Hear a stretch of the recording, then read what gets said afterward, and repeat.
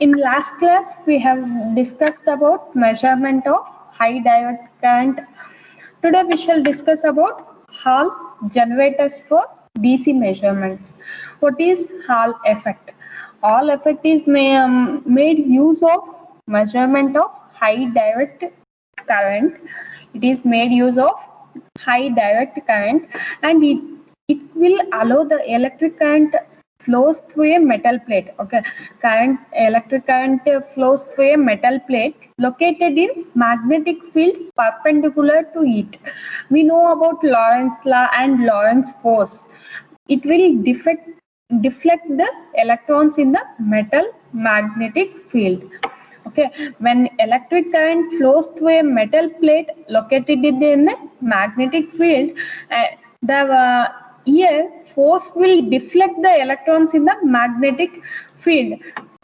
Due to that, charge displacement will generate. Okay, due to electric current flows through a metal plate and which is located in the magnetic field, that will create a deflect the electrons in the magnetic field. That will because of that, charge displacement will generate. Okay, charge displacement generates an EMF. Due to that, that is in the normal direction only. That is called Hall voltage. Hall voltage, electric current flows through the metal plate located in a magnetic field perpendicular to it. Lorentz force will deflect the electrons in the magnetic field. That will create a charge displacement generates an EMF in the normal direction. That is called Hall voltage. That voltage is proportional to the magnetic flux density and the reciprocal to the plate thickness D. You can observe the equation VH is proportional to R into BI divided by D. It is inversely proportional to D and it is directly proportional to magnetic flux density and the proportionality constant R. That is what R is a Hall coefficient. Okay. For metals, Hall coefficient is very small. That's why they will consider semiconductor materials are used for which the Hall coefficient is high. In large current measurements, the current carrying conductor is surrounded by iron core magnetic circuit, so that magnetic field intensity is produced in small air gap in the core. In large current measurements, what happens? The current carrying conductor is surrounded by iron core magnetic circuit, so that magnetic field intensity will produce a small air gap in the core. The Hall elements is placed in the air gap. The thickness is D and a small constant DC current is passed through the element. Hall element is placed in the air gap which have a thickness D and small constant DC current is passed through the element. This diagram is here. Okay. This is the diagram of that Hall generator for measuring high DC current. The voltage developed across the Hall element in the normal direction is proportional to the DC current I. Okay, the voltage which is developed from the Hall element, that is directly proportional to the DC current I.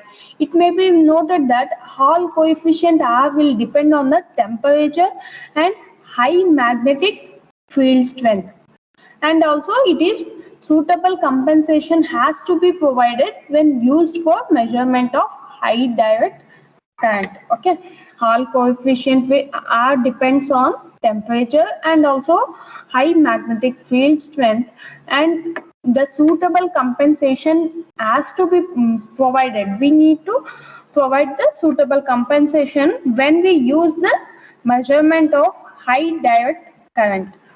All generators can be used for measurement of unidirectional AC and impulse current also.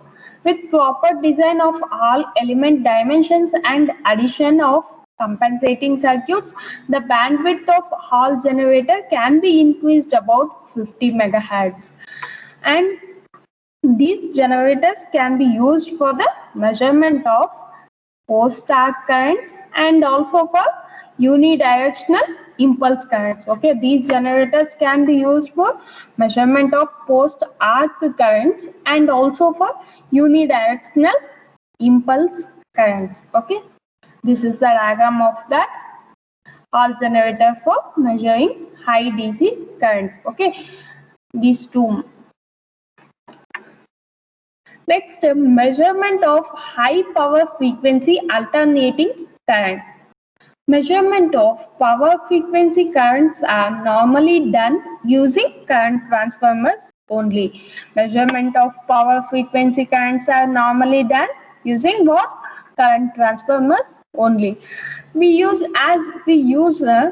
current shunt involves unnecessary power losses. Okay, current shunt involves unnecessary power losses, but also current transformer will provide an electrical isolation from high voltage circuits in power system. Current transformer will provide electrical isolation, the isolation from high voltage circuits in power system. Current transformers used for extra high voltage system are quite different from the conventional, as they have to be kept at very high voltages from the ground. A new scheme of current transformer measuring introducing electro-optical technique. You can observe this is the figure of that current transformer with electro-optical signal converter for extra high voltage system. First one is EHV conductor. Okay, first one is EHV conductor. This is the EHV conductor. And next is current sensing transformer. Second is current sensing transformer. Third one is power supply CT. Power supply CT. Fourth is power supply PT. Okay, fourth is power supply PT. Next, fifth is analog digital signal converter. Fifth is analog signal digital converter. Sixth is insulator for EHV. Sixth is insulator for EHV. Electro-optical glass fiber. That is seventh, electro-optical glass fiber. Okay, this one. Eighth is series high ohmic resistance. Eighth is series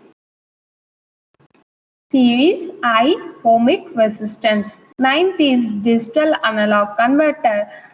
And 10th is indicating or recording unit. This is the figure, that is current transformer with electro-optical signal converter for extra high voltage system. In this, a voltage signal proportional to the measuring current is generated.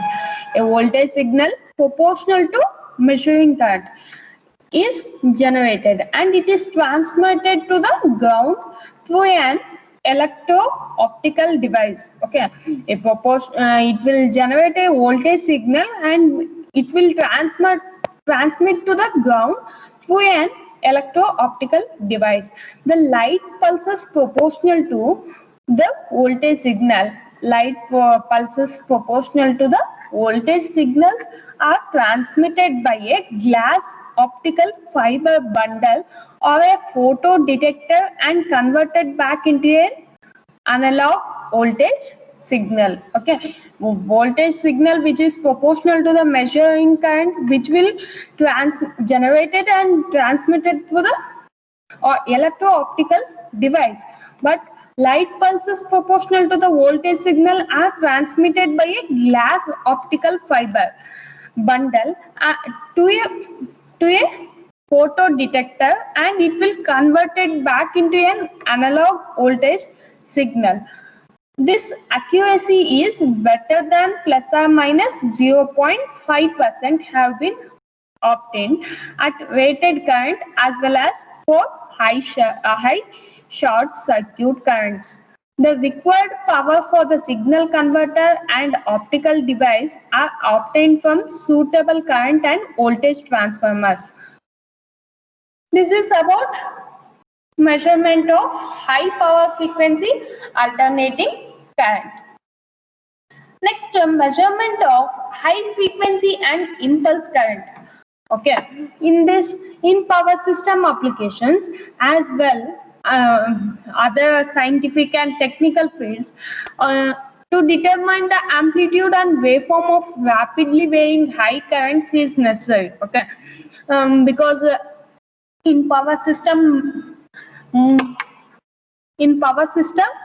we should observe the power quality issues and lot of voltage varying. Okay, if you take any equipment, that each and parameters variation we should observe. Okay, so it is necessary to determine the amplitude and waveform of rapidly varying high current. Okay, measurement of high direct current occur in lightning discharges and electrical arc and post-arc phenomenon studies with the circuit breakers and with electrical discharge studies in plasma physics. Okay, measurement of high direct current will occur in lightning discharge, electrical arc and post-arc phenomena studies with the circuit breaker and with the electrical discharge studies in plasma physics. The current amplitude may range from few amperes to few hundred kiloamperes. Okay, the current amplitude may vary from few amperes to few hundred kiloamperes. The rate of rise of such currents can be high as 10 to the power of 6 to 10 to the power of 12 amps per second. Okay, rise time can vary from few microseconds to measuring the signal over a wide frequency band. There are some methods that frequently employed. Okay, there are some methods, that is resistive shunts and magnetic potentiometers are probes and the Faraday and Hall effect devices. The accuracy of measurement varies from 1 to 10%. In applications where only peak value measurement is required, peak reading voltmeters. Okay, this is what about measurement of high frequency and also impulse current. Next is low ohmic shunt. Okay,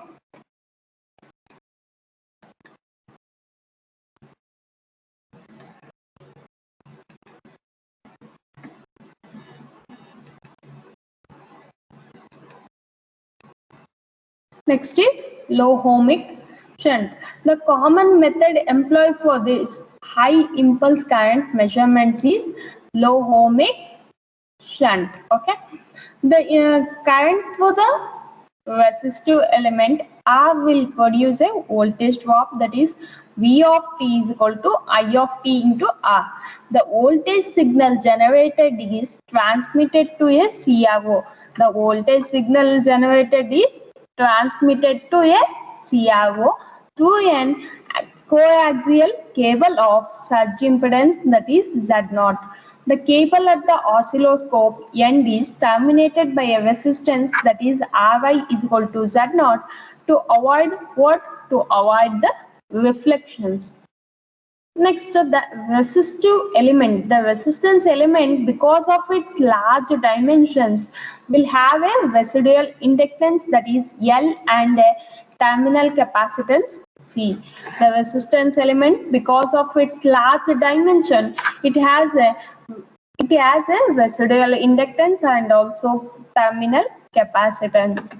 The inductance L may be neglected at lower frequency omega, but becomes appreciable at higher frequencies when omega L is of the order R.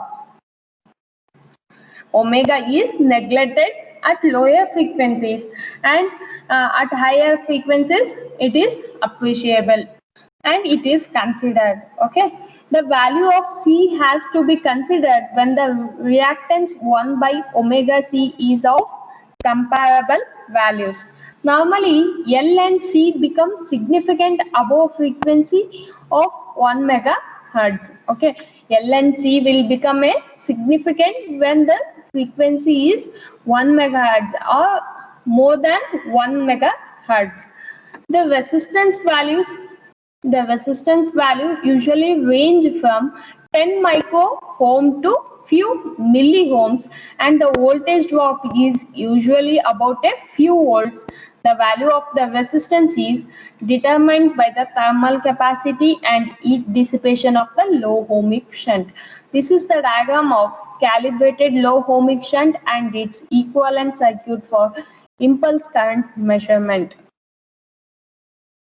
The voltage drop across the low ohmic shunt in the complex frequency domain may be written as V of S is equal to R plus Ls divided by 1 plus RCS plus LCS square into I of S, where S is the complex frequency or Laplace transform operator and V of S, I of S are the transformed quantities of the signal, that is V of t and I of t. With the value of C neglected, it may be approximated as V of S is equal to R plus Ls into I of S. It may be noted that stray inductance and capacitance should be made as small as possible for better frequency response of the low ohmic shunt. The resistance shunt is usually designed in the following manner to reduce the sway effects. You can observe these are the methods: bifilar flat strip design, coaxial tube or parts shunt design, and coaxial squirrel cage design. First topic, bifilar strip shunt. This is the diagram of that schematic arrangement and connection for potential and current terminals.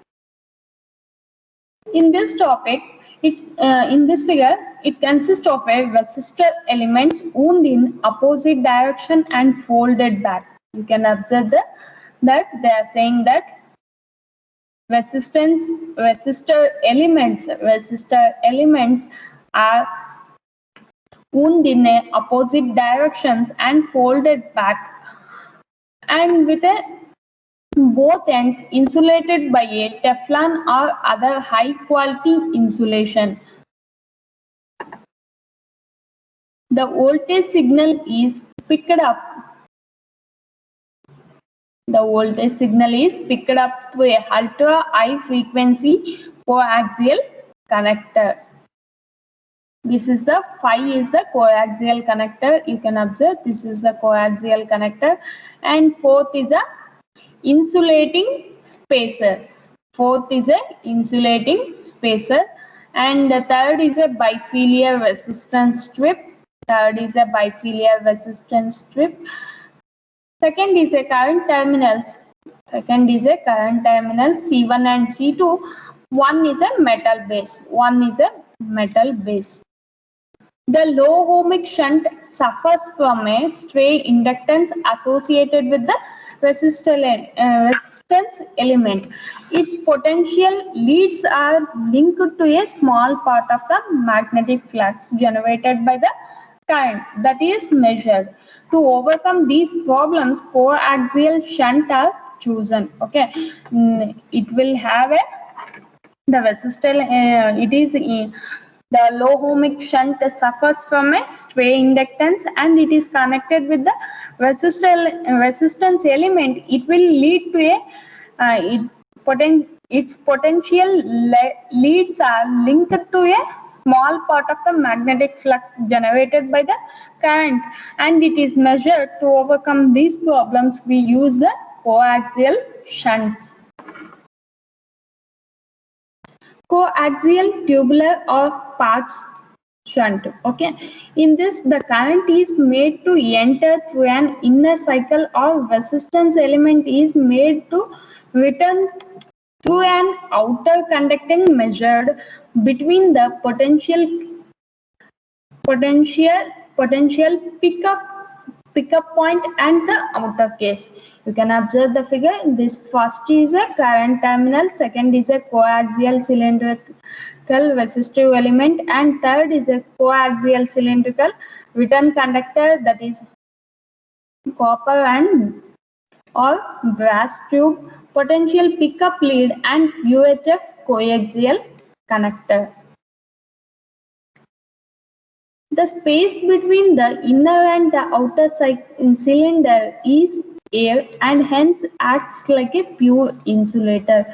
With this construction, the maximum frequency limit is about 1000 megahertz and the response time is about few nanoseconds. Okay, the maximum frequency is 1000 megahertz and the frequency and the time is nanoseconds. Okay, few nanoseconds.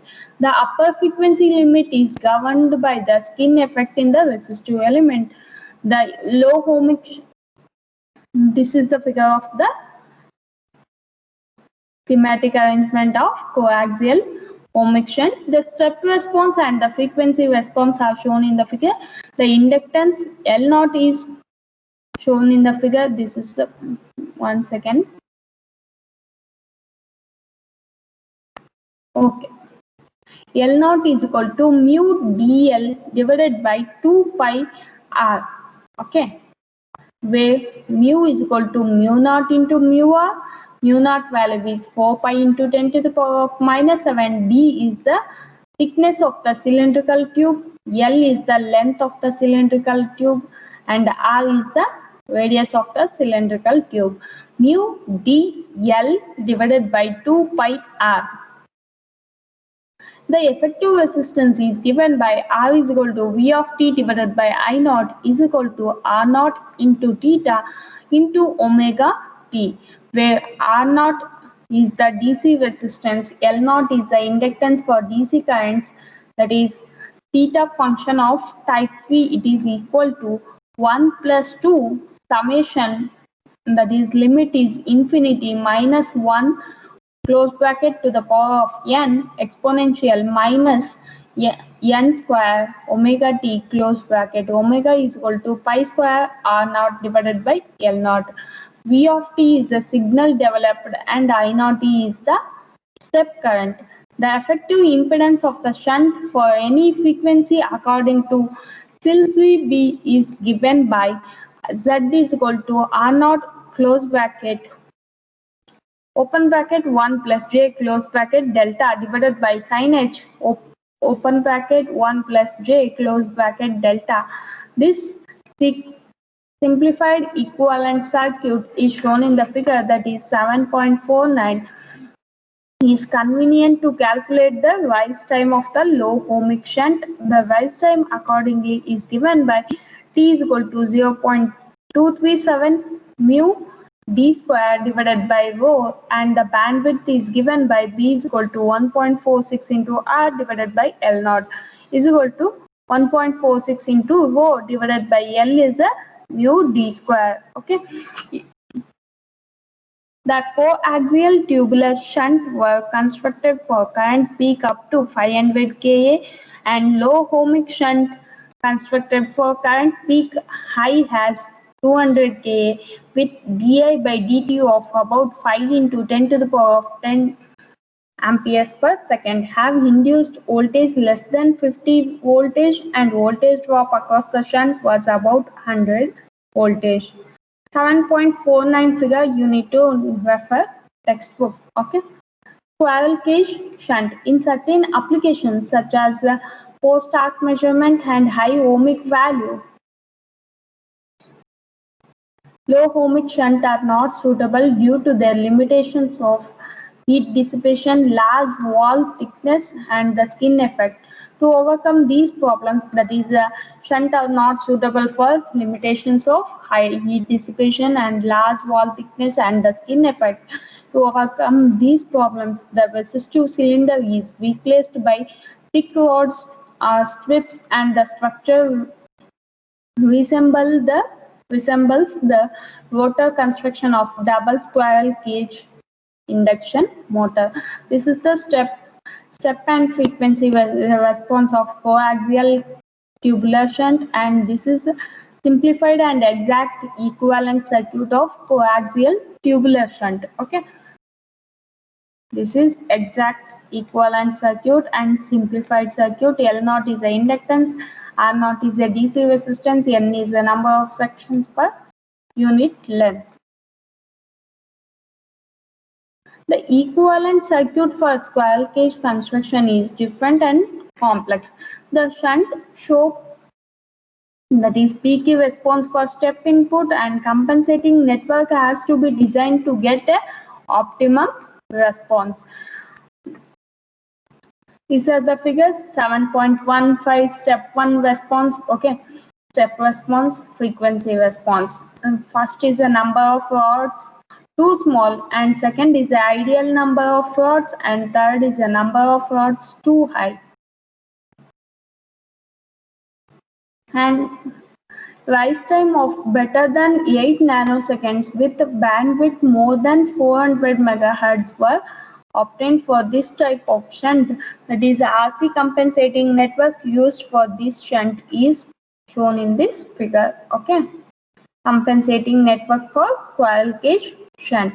You can observe RC compensating. Okay, RC compensating network is used for this shunt. Okay, shunt resistance and R1 dash to R6 dash resistors and capacitors in compensating double T network, that is C1 C3. Okay, next is material and technical data for the current shunt. The important factor for the materials of the shunt is the variation of the resistivity of the material with temperature. If you consider any factor of material, it will vary of variation will be resistivity and the temperature. Okay, material will vary with the resistance and also with the temperature. Physical properties of some materials with low temperature coefficient, which can be used for shunt construction. The importance of the skin effect, you already read about the skin effect. Okay, while reading in while underground cables. Okay, if you take in 4th sem, you will get transmission and distribution. In that subject, you will get the underground cables. In that, you will read about the in depth about skin effect. You already read about that. Okay, the importance of the skin effect has been pointed out in the coaxial shunt design. The skin depth D for a material of conductivity and that the frequency EF is given by D is equal to 1 divided by square root of pi F and mu sigma. Okay, the skin depth D is defined as the distance or depth from the surface at which the magnetic field intensity is reduced to 1 by E of the surface value for a given frequency. Materials of low conductivities, that is sigma, have large skin depth and hence exhibit less skin effect.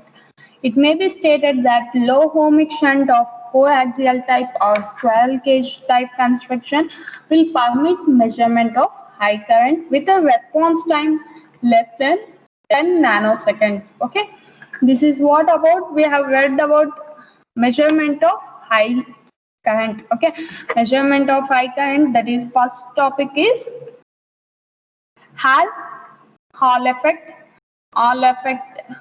Next, measurement of high power frequency alternating current and measurement of high frequency impulse current and low ohmic shunt.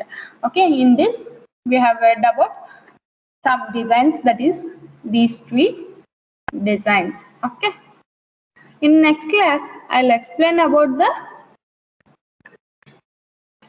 Rogowski coil integrator design. Okay.